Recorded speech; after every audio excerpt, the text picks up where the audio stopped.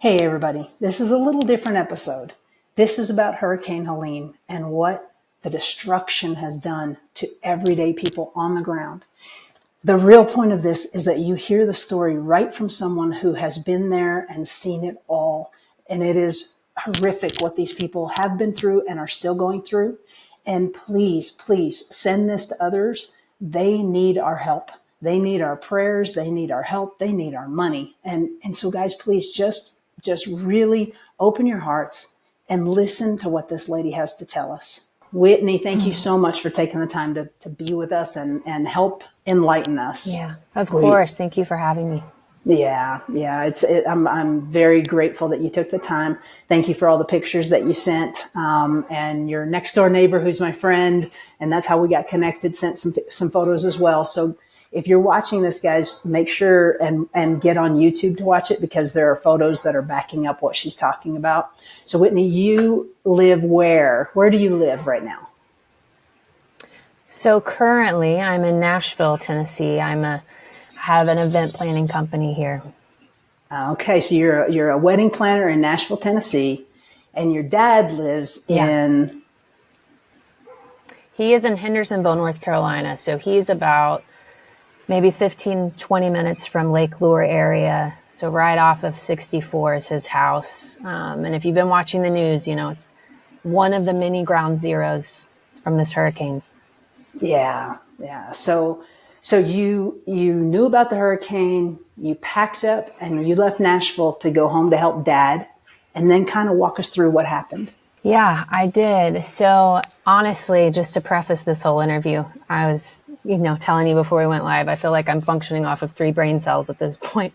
And even slowing down is a strange thing because there's still so much need. But I drove in, it was Tuesday. I arrived in Hendersonville on Wednesday, or I arrived on the ground on Wednesday.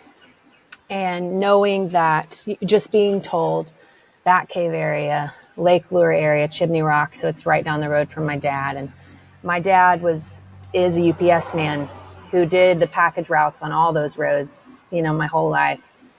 Is very well connected in that community as well, and has been a huge resource in all of this. But drove in and was just, when we first got there wasn't a lot of trees down. There wasn't a lot to see until you kind of go back off the road in 64. Of course, my phone went out when I hit South Carolina, Greenville exit, and then I just stayed on 26. And, there was some minimal damage. My dad's apartment, thankfully, was okay. No power, no water, though. And I was told, I asked a friend when I got there where the biggest needs were. And I was told, if you can get into Batcave, go there. And I thought, okay. And I think the words that have come out of my mouth, or the phrase the most, is I'll figure it out. And so I got there. I had a friend meet me, and he came from Nashville to bring some supplies in. His name's Fax. He had a big truck. And I asked him, I'm like, hey, can we spend this day gathering stuff and just let's see if we can get into Batcave. And so what I figured out pretty fast was a lot of the relief as far as, the rescue crews weren't there just yet. And there was a lot of just local systems. You connect with Linda to find out who's the most in need on the mountain. You connect with Pink Haired Guy to find out who needs to get their cars towed and get them out of there. And it was just, basically, I was given this list of names. Some of them I knew because I grew up there. Some of them I didn't. And so my first stop was Hog Rock Road. And if you live that direction, you know the spot. And they said, meet Linda there. She goes at 8 o'clock every morning, supplies, the locals there with whatever she has in the back of her truck that she can get her hands on. And yeah, basically no phone service. So you meet her there, you miss her, and if she doesn't show up, it's just hard to find anybody or get a hold of anybody. We've been leaving sticky notes on cars to communicate. But I met her. She passed off any information that she had on how I could get into Batcave. And I said, okay. So, and then she goes, basically, well, we had a few people just throwing stuff in our car and in the back of the truck. And they said, hey, if you get in, will you give this to this person? If you get in, will you give this to this person? And one of those people was Chelsea Adkins. She's a girl that lived right on the river, lost her home, and had been supplying her neighborhood food on foot without help by herself for, the days since the hurricane. The hurricane peaked. And then another guy, the pink-haired guy, they said, hey, if you see him, give him these 2 boxes. He needs this. I said, okay. And then the last thing she said to me was, and if you see any dead bodies, don't touch them, take photos, and just mark the address. And I think in that moment, I realized what I was getting myself into, and we took off down 64. They told us to try to go back way in, which was Slick Rock Road.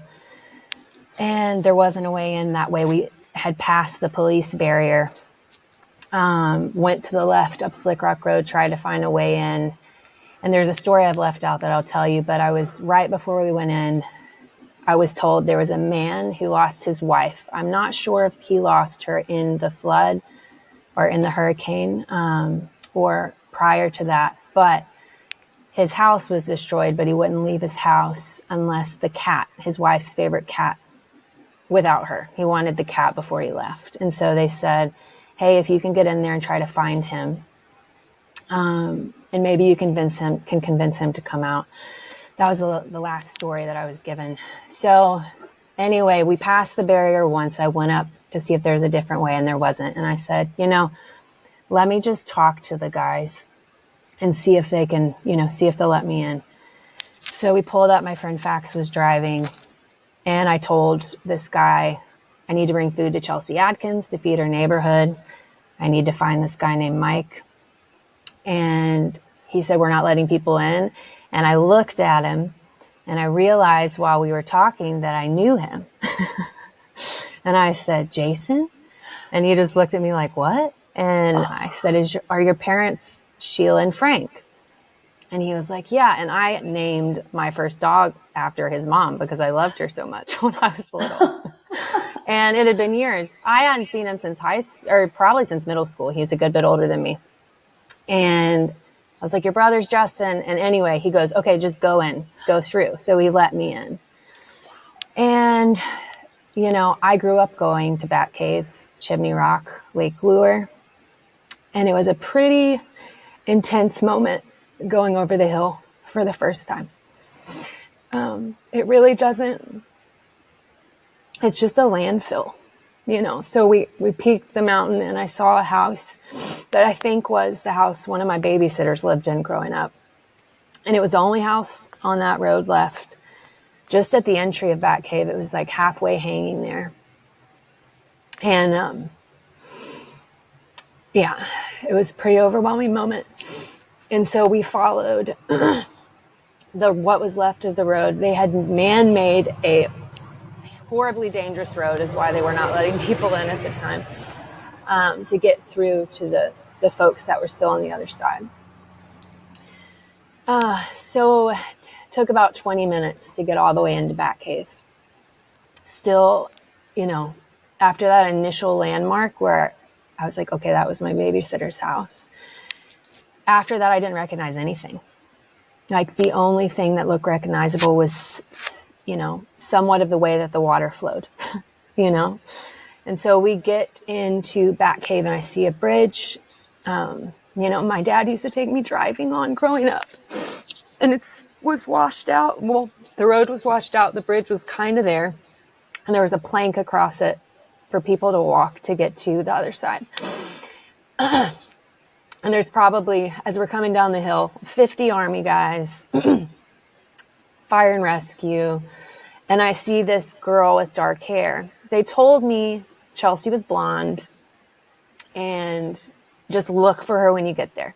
And I said, okay. And in my head, I'm like, I might not find Chelsea, but I will find someone that knows her and get this stuff to her.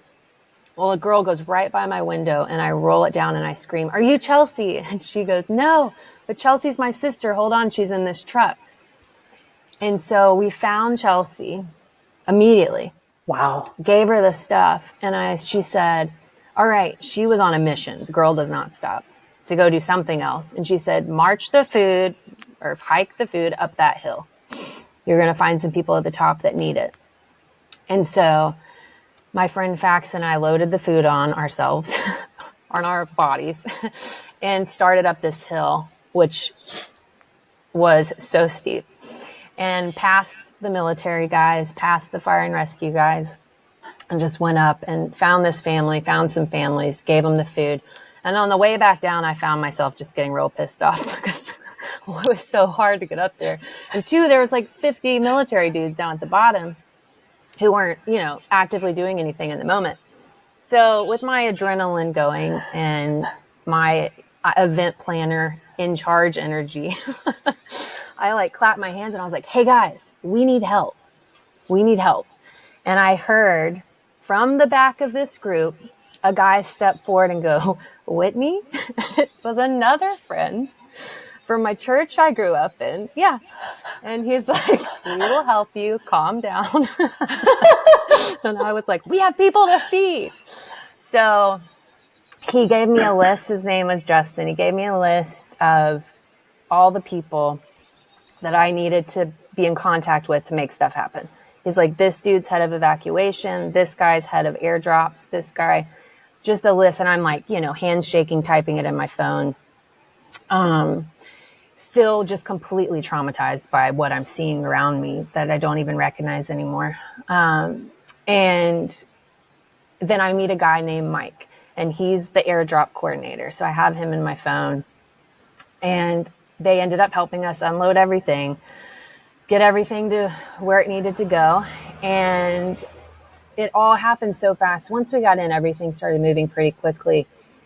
But stuff was distributed. And then on the way out, we had those 2 boxes left. We're going up the mountain, and on the side of the road, I see pink-haired guy. And I was like, pink-haired guy. I don't know his name.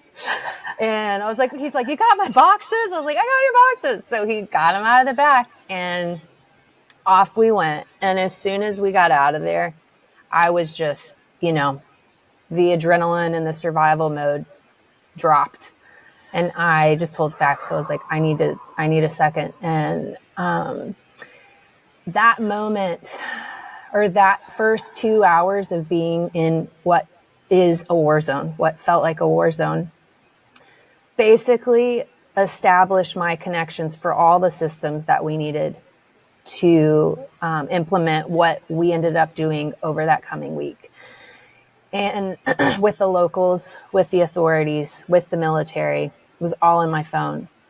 So then as these rescue calls started coming in, when people were realizing, and that moment people thought, because there was no cell service, if you were at Big Hungry Mountain, if you were in Bat Cave, if you were in Girton, you thought that your location was the worst off. You didn't realize that every other beautiful little town in North Carolina was also, had also been hit.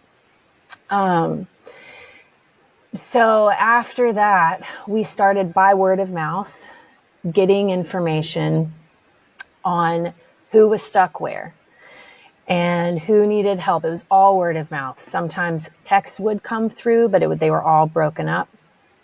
And Mike, the airdrop guy, ended up texting him. He said, I have never been in the military. My dad's a Marine, but my language around their titles, I'm sorry for the disrespect. But he was a parachute rigger, a professional parachute rigger that was a local who had got put in charge of the airdrops. And he was like, Whit, the most valuable thing that you can do is to get on some ATVs, go out into the woods, and find communities that haven't been found yet. And so the rumors, my dad being a UPS man, my best friend growing up, whose house we were all stationed at, she's a real estate agent. So she knows these roads, she knows these communities, and so does my dad that are smaller, up in the mountains. And so we hear a rumor that Big Hungry hadn't been reached yet. And you'll see the video. I believe I shared it on my Instagram, but it's about, there's probably 5 people across a bridge that's just it's totally fallen. And you see a lady talking on a walkie-talkie telling me that there's 67 people stuck without supplies and another 15 up the mountain. And at that point, they just had a rope and a shopping cart, like a little shopping crate, that they were passing stuff to them. And so there had been a person that had gotten through on the other side to get some supplies in, but immediately I used the template that this guy Mike had given me, started filling out the 5 whys, and then I could send it to him for an airdrop. So I'm like on my knees squatting, trying to figure this stuff out, and called a friend, Duke, because I wasn't sure what the grid meant, and he helped me figure it out. I sent it to him. And I'm sure Mike had some laughs at my language around all of this, but they were able to send an airdrop that evening. And Good so job, that Whitney. just kept happening. Girton, well, it was, what I realized was naturally what I do is, I project manage and I give direction, and I fill in holes.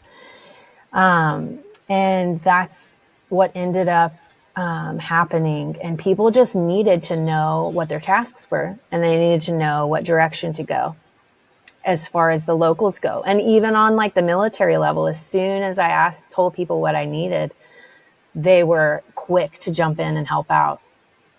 So how I got into coordinating airdrops is absolutely comical to me at this point. But then I just became the point person. So the community organizer alongside my best friend growing up, Brittany. And I have to say, we couldn't talk on the phone. And there's the group that I've partnered with, CRR, Crisis Relief and Recovery. They came in to assess the damage.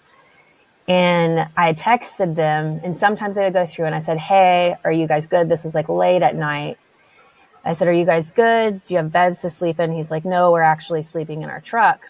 So without even asking, I sent them over to my friend Brittany's house to sleep. And that's how she got wrapped into all of this. And so she became the community ground organizer with me. So, after that, we were just basically responding to emergency calls, people being stuck, bodies being found. They didn't know who to call. And so all the texts were coming through, so many texts were coming through to us. And that was, how people were initially being rescued, was word of mouth by the locals.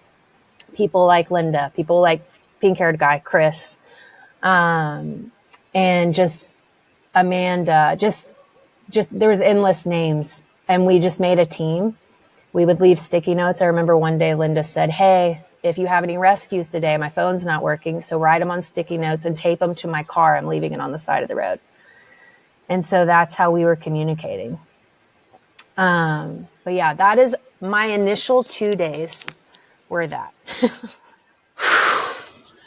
Oh my gosh, Whitney. I'm like, did you sleep during that time at all? I actually slept I have lived, so we don't have to get into my story, but I lived in Nicaragua for about 4 years and have worked in some intense places. And I've always, for whatever reason, been able to sleep. So I think I felt, yes, we were all kind of waking up at 3 a.m. to get stuff done and to make sure people were getting taken care of. But I felt like I was getting enough sleep, and I felt like I was eating enough. And that's honestly, if someone texted to check in, that's all they were saying. Make sure you're eating, Yeah. You got to be eating. You got to be breathing. Let it go. Yeah. Okay. So your first 2 days were just an absolute whirlwind, where you probably didn't even have time to realize, oh my gosh, I'm running this whole thing. And then what happened?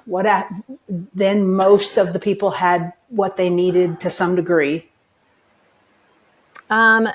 Yes and no. I mean, there's still, as of today, communities that need to be reached that are being reached. And, we thought that there was one day I was talking to Mike and I was like, I think everyone's getting supplies. And he was like, what? We just found 1,000 more people that were stranded in Black Mountain. And he said, just keep going, keep searching. And so I think what kept our energy up was the fact that CRR was coming in. So they came in on Monday of this week, to basically take the systems that I was trying to put some structure around and hand off to them. So, if I had thought that I was going to be carrying this load, or Brittany and I were going to be carrying this load, and her husband Brad, for the foreseeable future, if I was planning airdrops at Christmas, I was like, obviously I would have broken down. But then you have people like Leslie, I knew CRR was coming in, and then Leslie, who's just a beast of a human, and also the person that kept bringing us back to the heart of it over and over again. I started a text group that was GSD ladies and GSD fellas, and everyone's like, what does that mean? I was like, get shit done. It was like, if something needed to be done, it was those groups. I would go to them before anybody else. And Leslie was in that group, and she called me. I think we talked at like 5 a.m. one morning, and she was like, you tell me what you need and I will get it done. And that was the energy. And that is the mentality that you had to have to be able to get through that first week. And so it was so beautiful, though, to be able to just walk alongside these people and join forces with these people that I grew up with, and I haven't seen in so long, and just encountering their faces again in our town. That's just, sure, downtown Hendersonville looks pretty okay. But as soon as you go out into these little communities that we loved, that we grew up in, and driving out to in our cars on the back roads, have all been destroyed, it feels like. We were able to really hold that space with each other of just grieving alongside of trying to keep things going. Very important step. And it really is. All of you are really going to need to do some serious releasing. I mean, and that. Yeah. That. It's not time yet.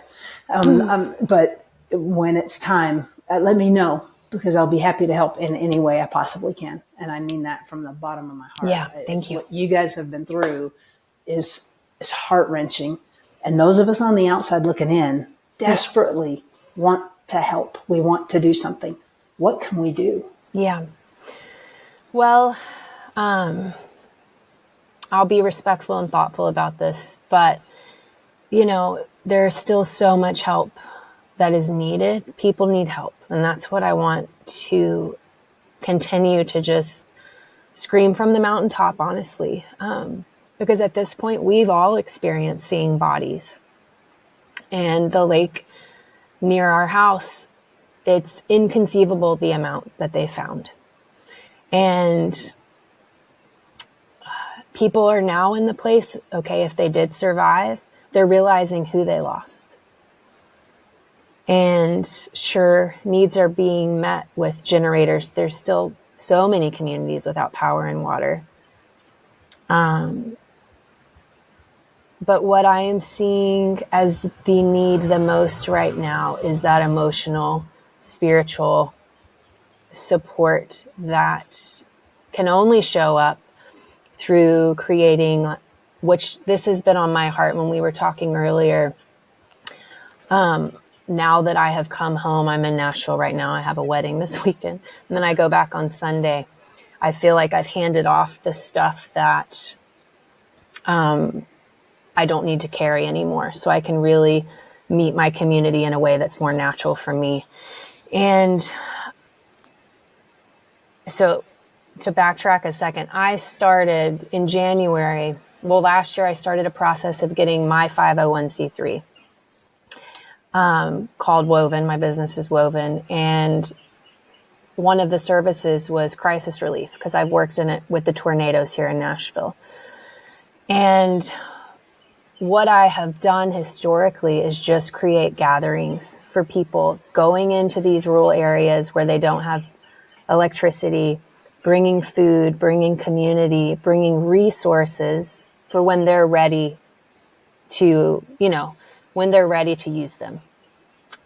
So when I go back, what I'm going to be doing is focusing more on the emotional, mental support side.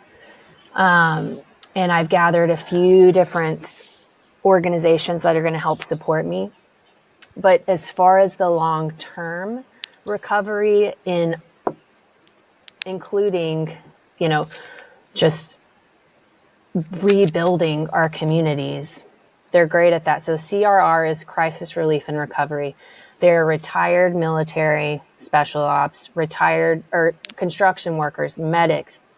I worked at a school with them, the founder in Spain, a leadership school, the most beautiful people. And I've worked with them in the past, and this time I just happened to be working with them in my own backyard.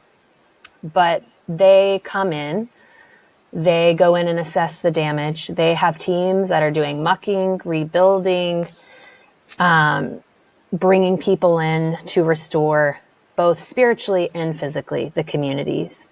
And so I am just urging people to donate to them because they are on the ground with their team, living out of a community center. They've left their families to come to our community and rebuild. And they have done this over and over again and have watched the trauma, that comes from this type of experience over and over again, but they keep coming back and they keep giving. So next week when I go home, thankfully, I told everyone all year I was going to launch my nonprofit on October 1st. And that's when I got to home to do this. And it just happened to be the same day. And I realized it later on. So what I'm going to be doing is focusing on just creating some community, gathering resources, doing gatherings with some of the locals and checking in on them. And CRR will be on the ground for the foreseeable future, rebuilding our community. So there are plenty of organizations that we can put in the show notes after this. But I would just direct everyone to the CRR. Okay. And not yours. Well, I have a pretty, both and, if you'd like, I have a pretty good support group here in Nashville. I had this idea. I mean, right now we're still in the grassroots of all of this. It just happened a little over a week ago. And so I've known for my ideas and being able to implement them. And I had this idea in the night. So my daughter goes to a forest school, an all outdoors, no power school here in Kingston Springs, Tennessee. And I talked to her teacher this morning about what it would look like to go to Asheville this next week, Hendersonville this next week, because so many children are out of school and stuck on these mountaintops. And what would it look like to bring their systems into these communities and help give these kids something to do while their parents are rebuilding? So I'm going to be working on that with them. We already started getting funding in for it. And they're going to come teach locals how to do this and give jobs to people that really need jobs right now. So we're going to have some locals step in, teach these forest school curriculum, which will be so beautiful and fun. And just, there's just kids everywhere right now that are displaced, but giving them something to do in their neighborhood again, I think will be beautiful. So I have a lot of support. I'm not trying to veer people away from my organization. But those are kind of the two niche areas that I want to invest in.